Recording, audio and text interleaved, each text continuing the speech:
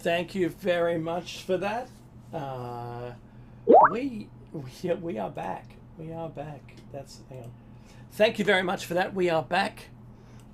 You're back with David Mackey, Shiny State Out on Revolution Radio, the #1 listener supporter talk radio on the net. So push the donate button and subscribe to the archives, which are free. Get yourself some great merchandise from the station's website, t-shirt, a mug, or anything. Thanks for listening to Dave and Mackey and our Shiny Side Out program. Also cross promotion to Plato's Cave, Tuesday and Thursday mornings, 7 a.m. This is show number 678. Mackey's muted, and this is Mind Control Part 1 in the series. 70 and 600, that's right. I was muted because there was some other program running. Okay, mind control, that's right. I'm going to start with a patent, nervous system manipulation by electromagnetic fields from monitors. Patent US 650614-8-B2. Inventor Lawes Hendrikus G, US. I'm going to talk about him in a second, a little bit. Country, United States, and it was granted in 2003. Abstract. The physiological effects have been observed in a human subject in response to stimulation of the skin with weak electromagnetic fields that are pulsed with certain frequencies near half a hertz or 2.4 hertz, such as to excite a sensory resonance. Many computer monitors and TV tubes, when displaying pulsed images, emit pulsed electromagnetic fields of sufficient amplitudes to cause such excitation. It is therefore possible to manipulate the nervous system of a subject by pulsing images displayed on a nearby computer monitor or TV set. For the latter, the image pulsing may be embedded in the program material, or it may be overlaid by modulating a video stream, either as an RF signal or as a video signal. The image displayed on a computer monitor may be pulsed effectively by a simple computer program. For certain monitors, pulsed electromagnetic fields capable of exciting sensory resonances in nearby subjects may be generated even as the displayed images are pulsed with subliminal intensity. Interestingly enough, Hendrikus Lawes may or may not have been a real person, and he, in a very short time span, from 2001 to 2003, thereabouts, filed for 12 patents. All to do with some form of nervous system manipulation. There's an obituary of him passing away. I think it's from 2016 or 17. He also had a company, but that company never held any assets, and closed down after 10 years of, I guess, not trading. So it's all a very strange thing. But why are we talking about mind control? Well, for starters, it's been 12 years since we last spoke about this. And as a consequence, this show that is just before you now has been significantly updated. A lot of interesting new articles as well. However, there's a more pressing need to talk about this again. And this might sit extremely uncomfortably with some of you, and maybe less uncomfortably with others.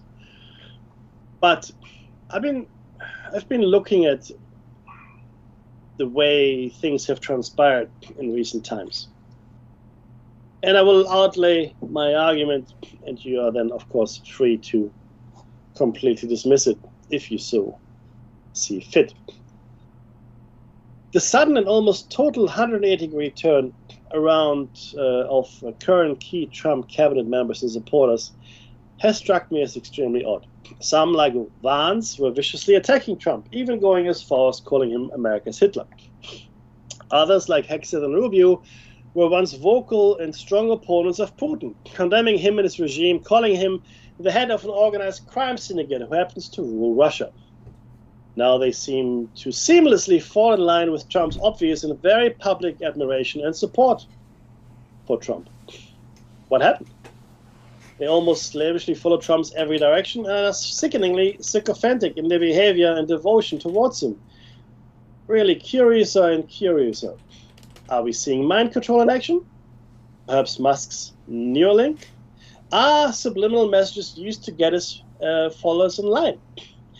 How is it that the Republican Party is now completely unrecognizable as anything but the Trump Party?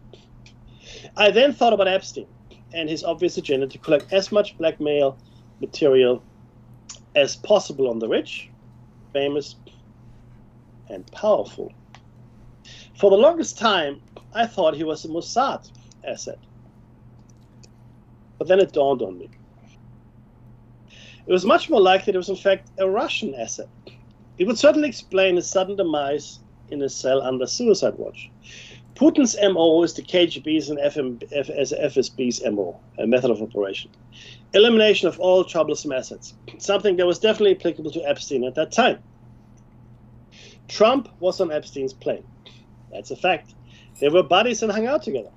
Okay? In an interview recently, Trump was asked if he would release the 9/11 files. Yes, was his immediate answer. Yes. Would he release the JFK files? Again, an immediate yes. In fact, he said he had already released a number of files. But what about the Epstein files? Trump paused. Significant pause. Then he said yes, probably, and added, but most of that information is fake anyway. Was he hedging? Preempting any future accusatory finger pointing at him? Claiming the information in the Epstein files is fake news? Probably.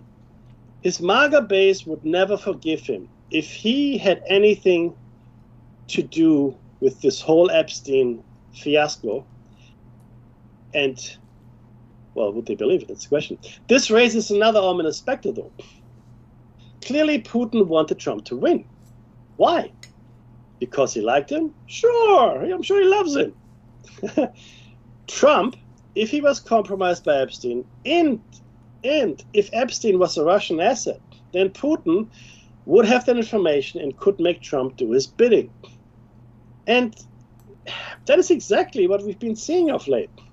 In a completely unprecedented attack on Zelensky, not that I love the guy, in the Oval Office, which was clearly a staged event, Trump became Putin's mouthpiece. I've never seen anything like this, and I'm interested in this kind of stuff. Is it hard to swallow? Sure. But you know what? This is the shiny side out, so I can say whatever I like. In order to maintain control and loyalty, mind control is the quickest route to success. The mind control subjects will stay the course even if the direction they are told to move in goes against their core beliefs.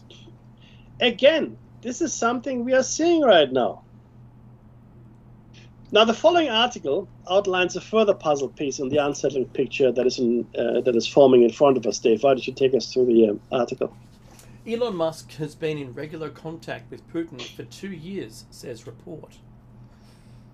This is written by Julian Borger, Saturday, 26th of October 2024. Alleged talks between billionaire and Russian president could have enormous security implications. Elon Musk, the world's richest man, who is now central to Donald Trump's election campaign, has been in contact with Vladimir Putin for the past 2 years, according to a US report. In the Wall Street Journal, citing several in-post and former US, European, and Russian officials, reported that the conversations between the two men ranged from the personal to the geopolitical, and included a request from the Russian leader not to activate his Starlink satellite internet service over Taiwan as a favor to the Chinese leader and Putin ally Xi Jinping. The implications of a secret channel of communications between Musk and Putin are enormous for Western security. The Tesla tycoon is a key player in the US space program and has high-level security clearance. His company, SpaceX, launches US national security satellites. His Starlink satellite communication system is critical to the war in Ukraine, and he runs one of the world's biggest and most influential social media platforms, X, which has provided a vehicle for Russian disinformation campaigns. Furthermore, if Trump is elected in November 5th, Musk could play an important part in a new US administration. He has poured his own money into the campaign and made multiple personal appearances at rallies. Trump has suggested Musk could head a government commission on efficiency if he wins. Quoting, "This is a story about oligarch capture of the US," says Fiona Hill, who was the senior director for European and Russian affairs in the Trump White House. She compared the situation in the US now to the heyday of oligarchs in Russia after the fall of the Soviet Union. Another quote, "If people like Musk get Trump re-elected, they'll expect all kinds of regulatory gifts in their favour," says Hill, who is a senior fellow at the Brookings Institution, the Chancellor of Durham University, and a defence advisor to the UK government. She added, quote, "He is in a position to command government contracts, potentially with a government position, and there are loads of militaries around the world dependent on his systems, not least Ukraine," unquote. Earlier this month, the journalist Bob Woodard reported in his new book that Trump himself has had as many as 7 private phone calls with Putin since leaving office. Trump has said he will not comment on the reporting, but that if he had spoken with Putin, it would have been a smart thing. The Wall Street Journal report said the extent of Musk's contacts with Putin was a closely held secret, and even some officials in the Biden White House had been unaware of them. Musk had not commented on the report by Friday afternoon.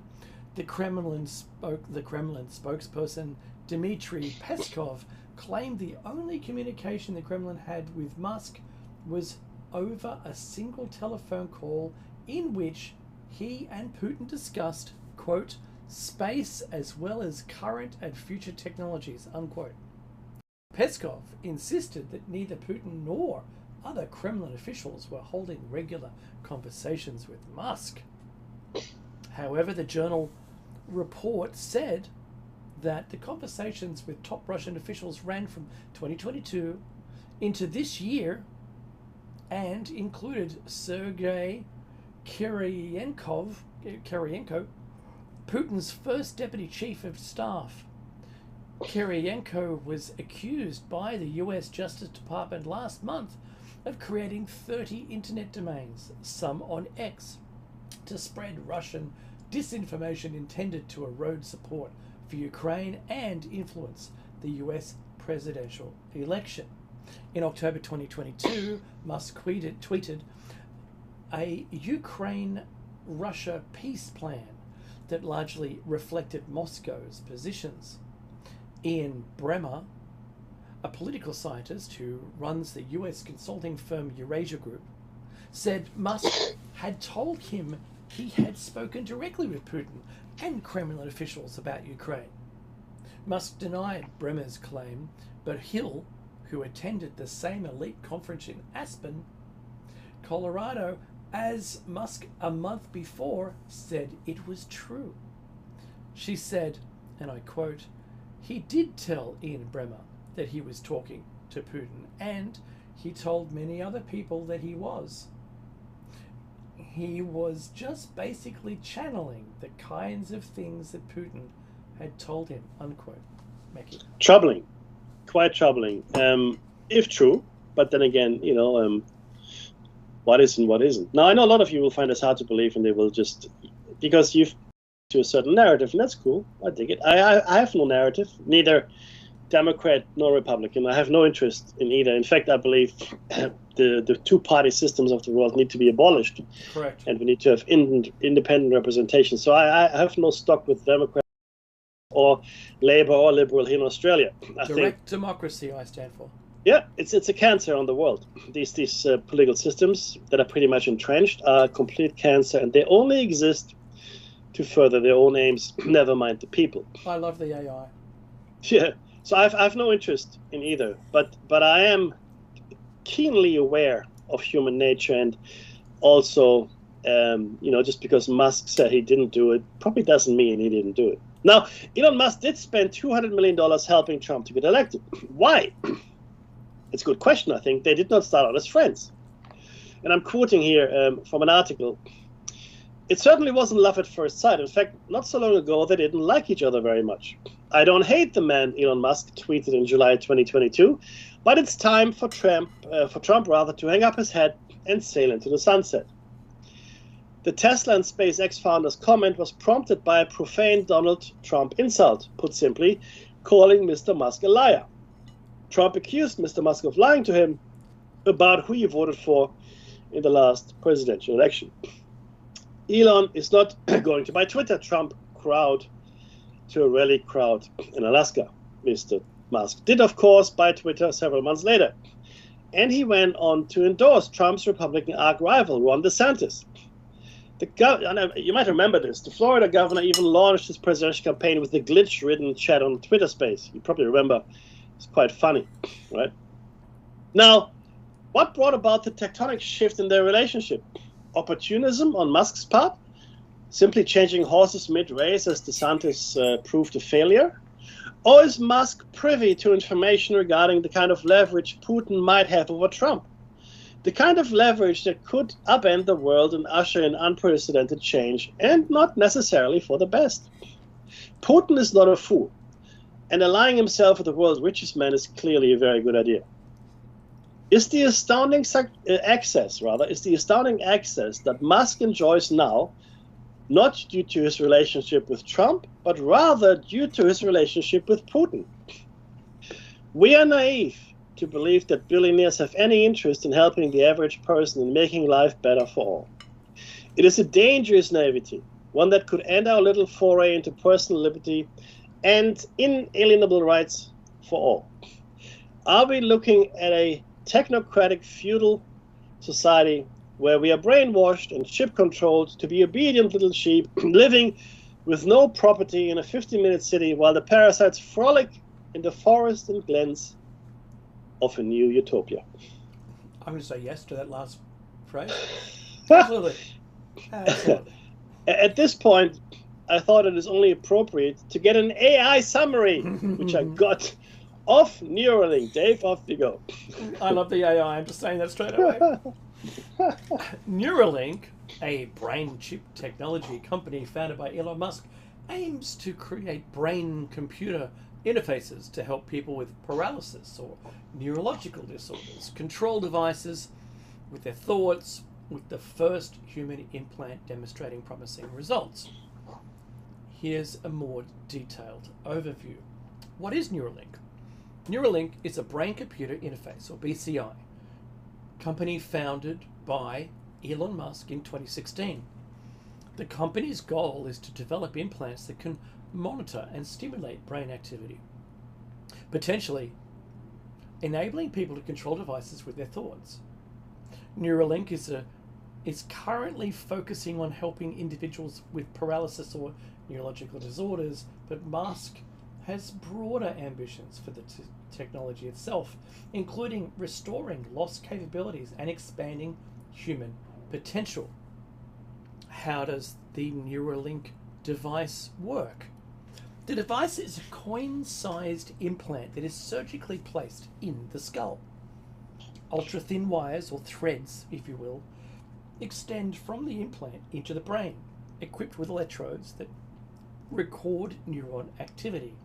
The device can then transmit this data wirelessly to a computer or smartphone, allowing users to control devices with their thoughts. Neuralink's first product, called Telepathy, would allow people to control their phones or computers just by thinking, according to Musk. Current stats and future plans. Neuralink has successfully implanted its first brain chip in a human patient, with the patient able to control a computer mouse and keyboard with their thoughts. The company is currently conducting clinical trials for the device, focusing on individuals with paralysis or neurological conditions. Neuralink aims to restore capabilities such as vision, motor function, and speech, and eventually expand how people experience the world. Musk has stated that the company plans to address conditions like obesity and autism, depression and schizophrenia with the technology in the future. Neuralink has faced scrutiny regarding its safety protocols and animal testing practices. The company has been fined for violating US Department of Transportation rules regarding the movement of hazardous materials. There has been reports of quality control and record-keeping problems at one of Neuralink's California research facilities. The company has also faced investigations into its animal testing practices, with some reports suggesting that Neuralink's tests have killed a significant number of animals. However, Neuralink has also faced criticism for the way it has handled these issues, with some arguing that the company has not been transparent about the safety of its technology. Despite these challenges, Neuralink continues to push forward with its research and development efforts, and the company is optimistic about the potential of its technology to improve the lives of people with disabilities and neurological conditions. Meki.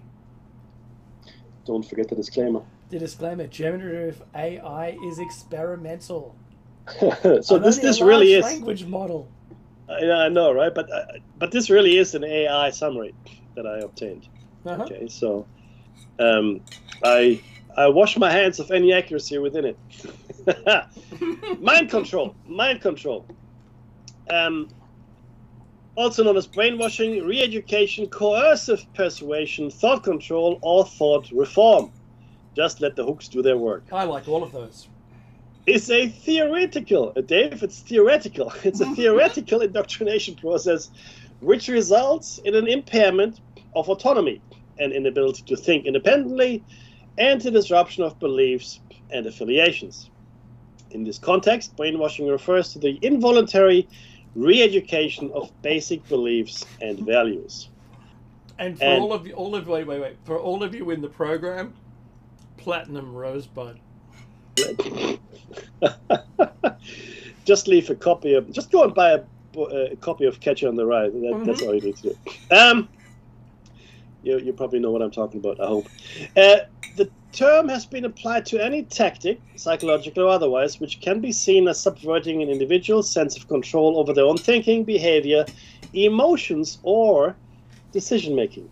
Theories of brainwashing and of mind control were originally developed to explain how totalitarian regimes appear to succeed systematically in indoctrinating prisoners of war through propaganda and torture techniques.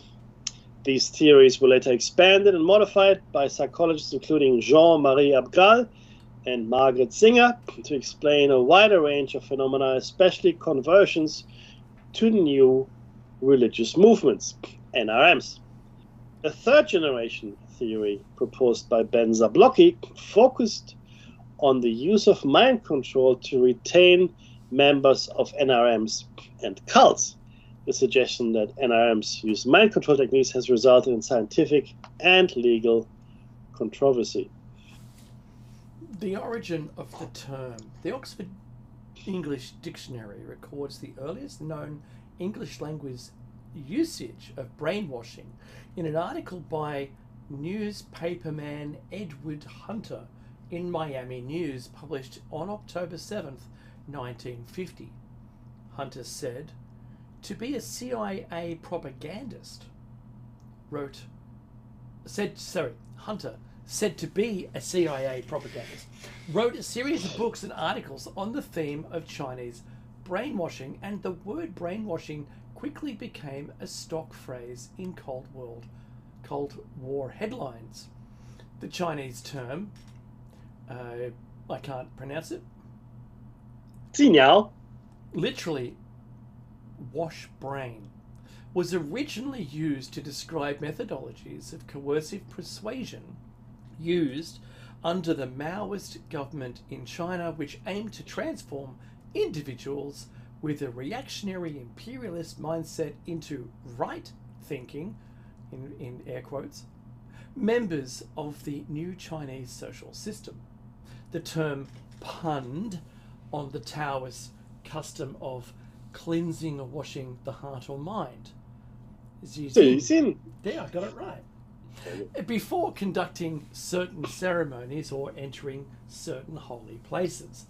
Hunter and those who picked up the Chinese term used it to explain why some American GI prisoners of war cooperated with their Chinese captors, even in a few cases defecting to the enemy side. British radio operator Robert W. Ford and British Army Colonel James Kahn also claimed that the Chinese subjected them to brainwashing techniques during their war-era imprisonment. The US military and government laid charges of brainwashing in an effort to undermine detailed confessions made by military personnel to war crimes, including biological warfare.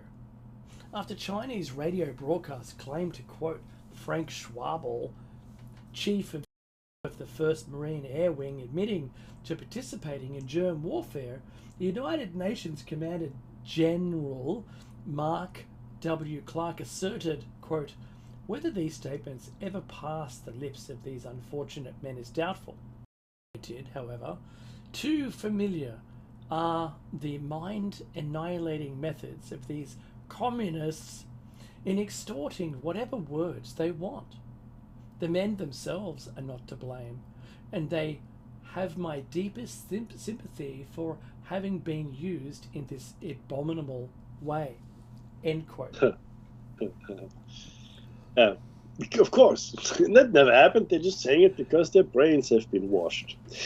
A declassified CIA document dated January 7, 1953 describes the creation of multiple personality in 19-year-old girls. And I'm quoting, these subjects have clearly demonstrated that they can pass from a fully awake state to a deep hypnotic controlled state by telephone, by receiving written matter, or by the use of code, signal, or words, and that control of those hypnotized can be passed from one individual to another without great difficulty. It has also been shown by experimentation with these girls that they can act as unwilling couriers for information purposes. End quote. Project Bluebird. Reference: CIA MOR ID 190684, pages 1 and 4. This is a declassified CIA document dealing with mind control. For free, unlimited access to this and other mind control documents, see the archives of the webpage, which I've got here, or go directly to the CIA document quoted for page 1. There's a link here, and I'm happy to put that paragraph into the chat for everybody to click on. You can also verify the statement in the text using the Freedom of Information Act request as described on the 10-page mind control summary. And the website is www.wanttoknow.info mind control #EDN1. And that link is still active. So I'm going to put the whole reference into the chat. You guys can go nuts if you like. But more about government mind control programs later in the show, maybe not today. But first to something most people are not aware of. It permeates our lives, influences us in ways we are completely blind to, and is the most effective form of mind control, persuasion, in existence, Dave. Subliminal stimuli. I remember learning about this in the 80s. That's fantastic. Subliminal stimuli, literally below threshold. It means you're not conscious of seeing it, but it still gets you. Contrary to supraliminal stimuli, or above threshold, are any sensory stimuli below an individual's threshold for conscious perception. A recent review of functional magnetic resonance imaging, fMRI studies, show that subliminal stimuli activate specific regions of the brain despite participants being unaware. Visual stimuli may be quickly flashed before an individual can process them, or flashed and then masked, thereby interrupting the processing. Audio stimuli may be played below audible volumes or masked by other stimuli. what's the effectiveness? The effectiveness is, subliminal messaging has been demonstrated to prime individual responses and stimulate mild emotional activity. Applications, however, often base themselves on the persuasiveness of the message. Importantly, research on action priming has shown that subliminal stimuli can trigger only those actions that one plans to perform anyway. An action can be triggered subliminally only if the person already has the specific intention to perform this specific action. What's the method? The threshold in subliminal stimuli research is in the level at which the participant is not aware of the stimulus being presented. Researchers determine a threshold for the stimulus that will be used as the subliminal stimulus. That subliminal stimulus is then presented during the study at some point, and measures are taken to determine the effects of the stimulus. Mekki. Consumption in television. Some studies have looked at the efficacy of subliminal messaging in television. Subliminal messages produce only 1/10 of the effects of detected messages, and the findings related to the effects of subliminal messaging were relatively ambiguous. Karaman suggests that subliminal messages have an effect when the messages are goal relevant. Subliminally priming a brand name of a drink, whatever it might be, made those who were thirsty want to drink that brand. However, those who were not thirsty were not influenced by the subliminal messages. So if you are thirsty, right, they can push you in the direction of a certain drink, but they can't make you thirsty, right? If you're thirsty anyway, they can make you drink something specific. Karamans did a study assessing whether subliminal priming of a brand name of a drink would affect a person's choice of drink and whether this effect is caused by the individual's feeling of being thirsty. In another study, participants' ratings of thirst were higher after viewing an episode of The Simpsons that contained single frames of the word thirsty or of a picture of a Coca-Cola can. Some studies have shown greater effects of subliminal messaging, with as high as 80% of participants showing a preference for a particular rum when subliminally primed by the name placed in an ad backward. Many authors have continued to argue for the effectiveness of subliminal cues in changing consumption behavior, citing environmental cues as a main culprit of behavior change. Authors who support this line of reasoning cite findings such as the research that showed slow-paced music in a supermarket was associated with more sales and customers moving at a slower pace. Subliminal messaging is prohibited in advertising in the United Kingdom. Yeah, so what we studied, Mekki, right before I go further, was probably what we're going to talk about, but in advertising in Playboy magazine, we weren't allowed to see the ladies in it, but the alcohol advertising, for instance, because you can't photograph ice very well, they used to airbrush the ice, and when they realized they could do that, they started putting images into the ice. And reflections in the bottle, very important. And so if you had a thing in mind that matched the imagery on the bottle that you can't perceive, but it's there, then you went for that brand with the inkling. So you had the inkling, and then you went to the brand that matched your idea. Extraordinary stuff, to be honest with you.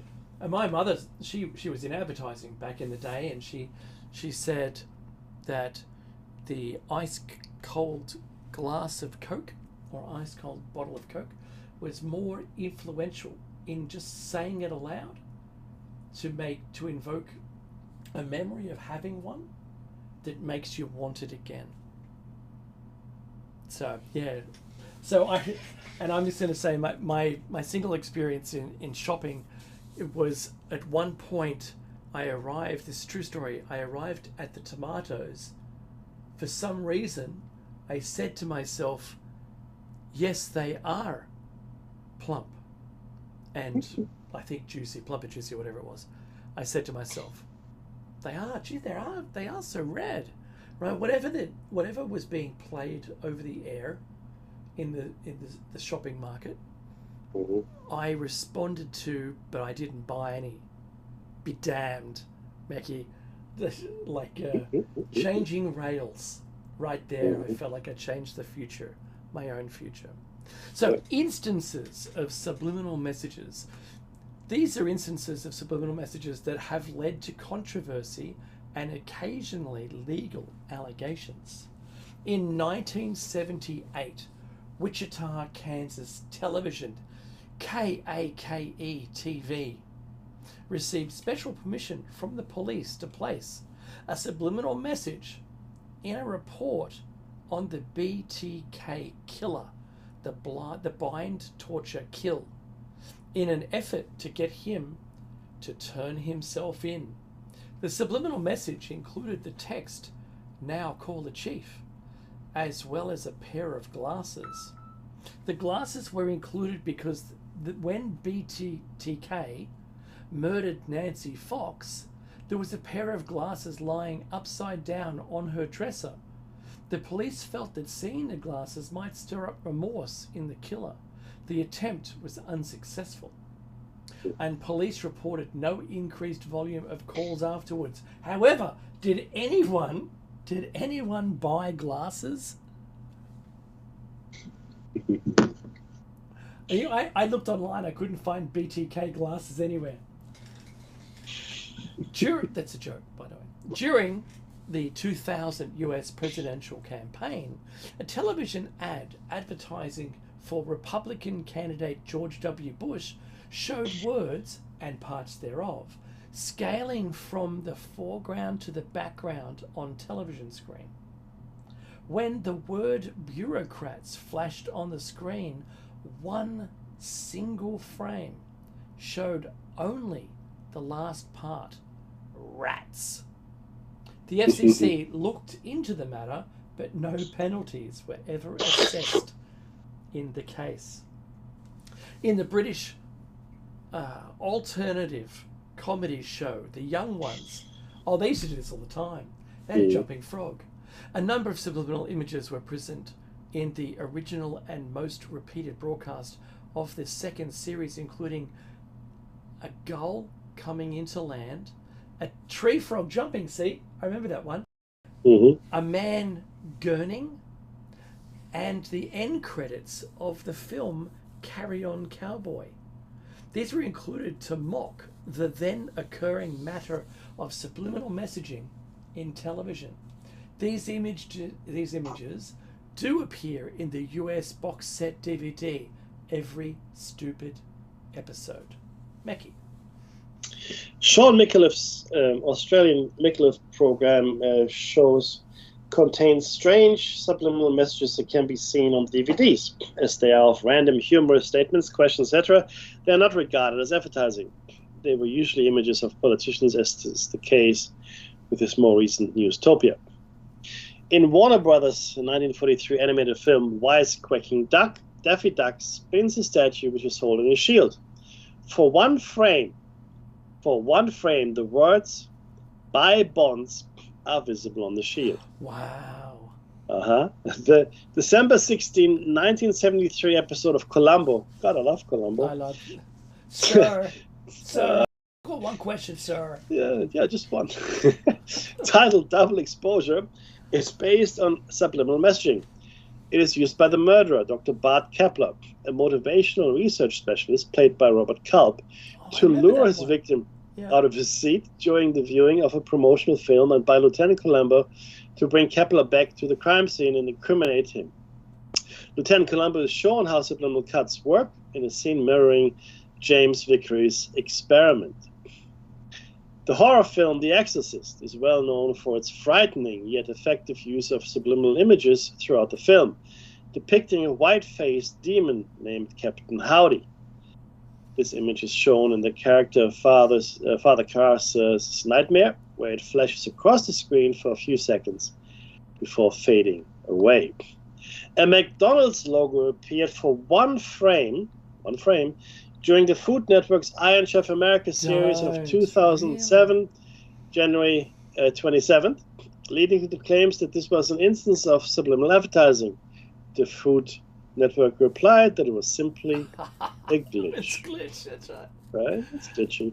In Formula One racing, the paint scheme of many cars would carry messages intended to look as if they were of banned tobacco products in many Grand Prix where tobacco advertising was banned, though many of these were jokes on the part of the teams. For example, Jordan Grand Prix ran Benson and Hedges sponsorship as Bitten and Hisses with a snakeskin design on their cars.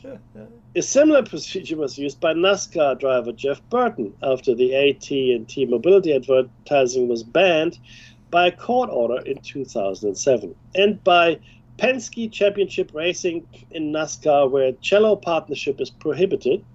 Celco partnership is prohibited, in the RL, which is Marlboro. In both instances, a distinctive design where the banned company's identity, the Verizon V and the Marlboro Chevron, were integrated into the car's design. Wow. On November 7, 2007, Network 10 Australia's broadcast of the ARIA Awards was called out for using subliminal advertising in an expose by the Media Watch program on the ABC. In June to July 2007, Sprite used a type of obvious subliminal message involving yellow, lemon, and green lime objects such as cars. The objects would then be shown inconspicuously in the same setting while showing the word Lymon, Lymon, combining the words lime and lemon, well, I guess so, on screen for a second at a time. They called this subliminal advertising. The previous year, Sprite used a similar advertising campaign, but this time it was tied into Lost Experience, an alternate reality game. Dave? In Sunshine, 2007, 5 pictures of the crew are shown subliminal during part of the film. In Brainiac Science Abuse, there is an experiment carried out to see if viewers would react to subliminal messages. One was shown during an experiment to discover which substance provides the best skid. The message appeared when a Brainiac hit a bale of hay. The second message appears across a t-shirt of a Brainiac saying, "Call your mum." And the third said, "Scratch your nose," when a sound wave hit the Brainiac logo. At the end of the show, people were shown in a theatre watching that episode. The test showed that the messages barely impacted the audience. The subliminal content in this episode was legal as its presence was announced at the beginning and end of the episode. In week 11 of The Apprentice, Martha Stewart, in which the candidates have to create an ad for the Delta's former low-cost commercial airline song, the team Matchstick used a 1/48th frame image of the bottom right corner of the song airline's logo. Ooh, because remember, you don't have to see the whole thing. In the film Cloverfield, 3 subliminal pictures can be seen during various parts of the film.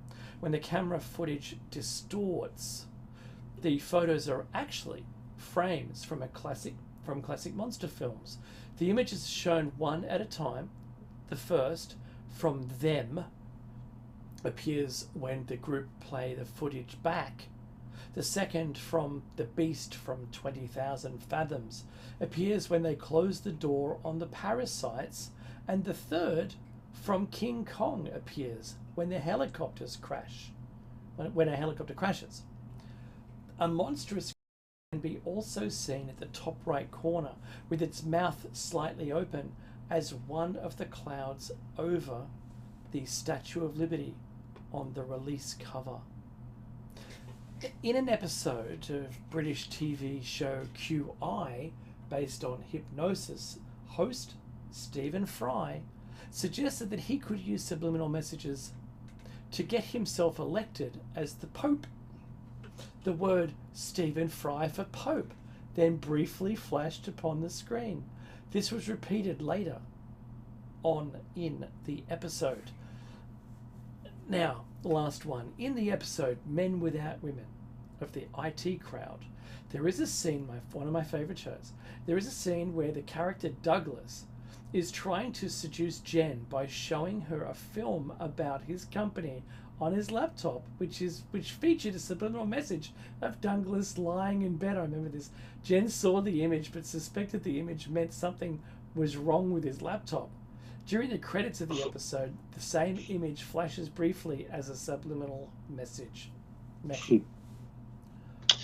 Which brings us to subliminal manipulations. This is, in fact, it's a very interesting website, and I'm going to share that with you.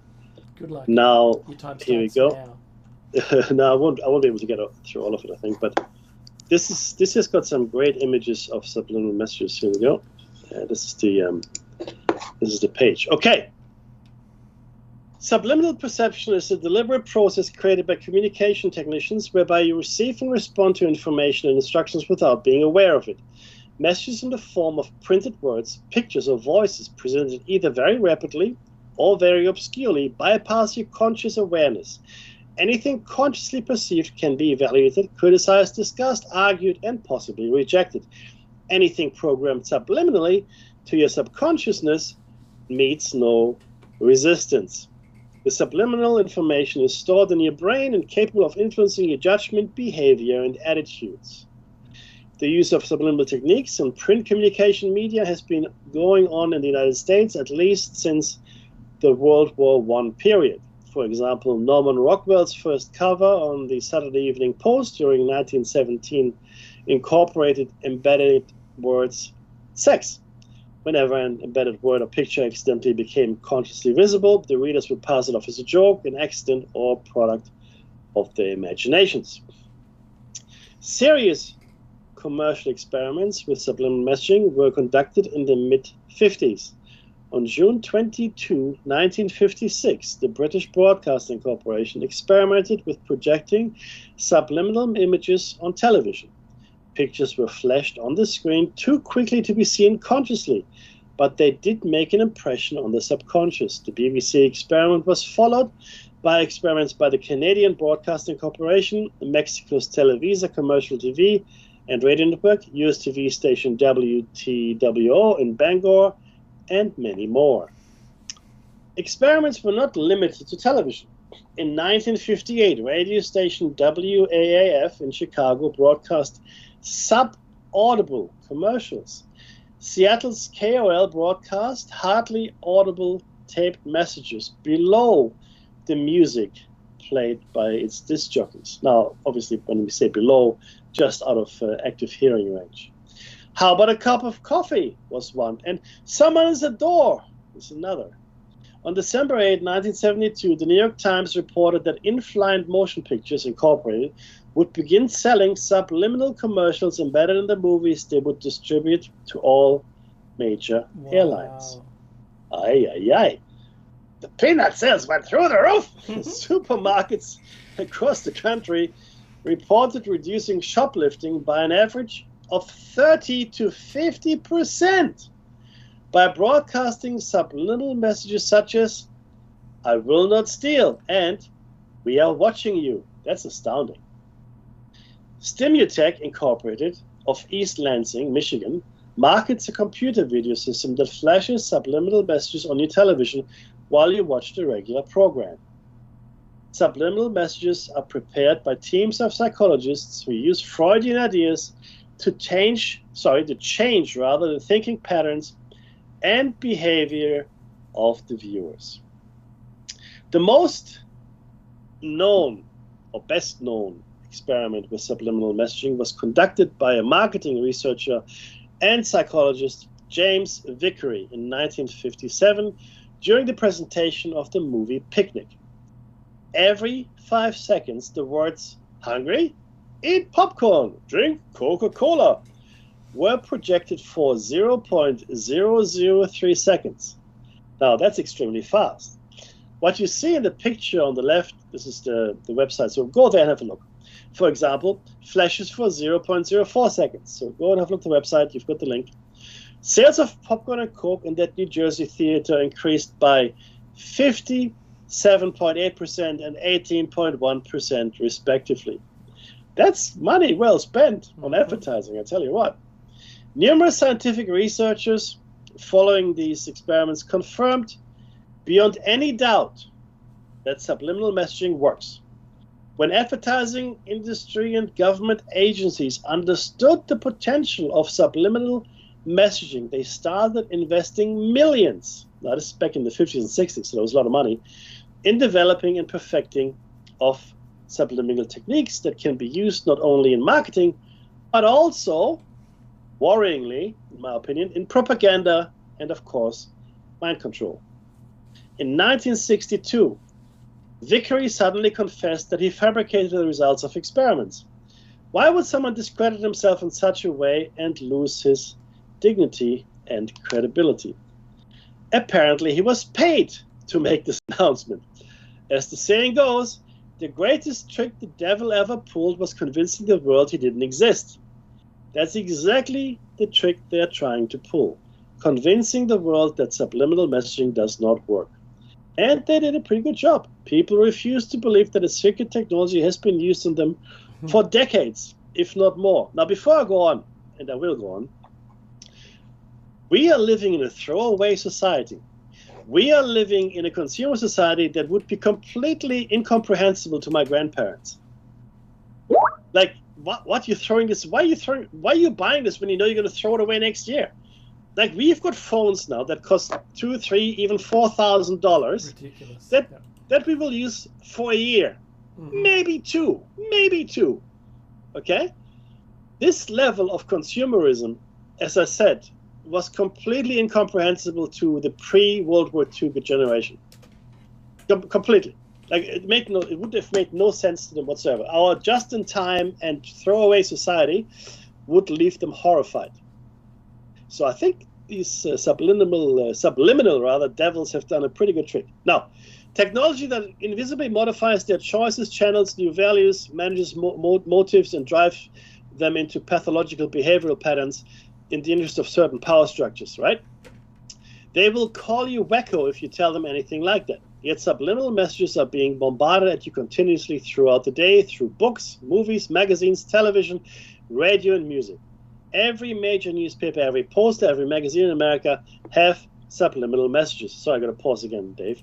But this brings to mind They Live, the movie They Live. It totally does. You know, like the guy who finds the glasses, right? The protagonist. Obviously, everything's normal. Magazine, billboards all look normal. He puts the glasses on, everything's black and white. But not only that, all of a sudden, he sees what's really printed on the billboards, what's really printed in the magazines, like obey, sleep, reproduce, don't question authority, consume, right? So the real reality is overlaid with the broadcast technology onto the written page or onto a billboard that overlays what's actually there. You know, and he at the end of the movie he tries and successfully destroys the broadcasting tower, at least in one city in America, and that's the music.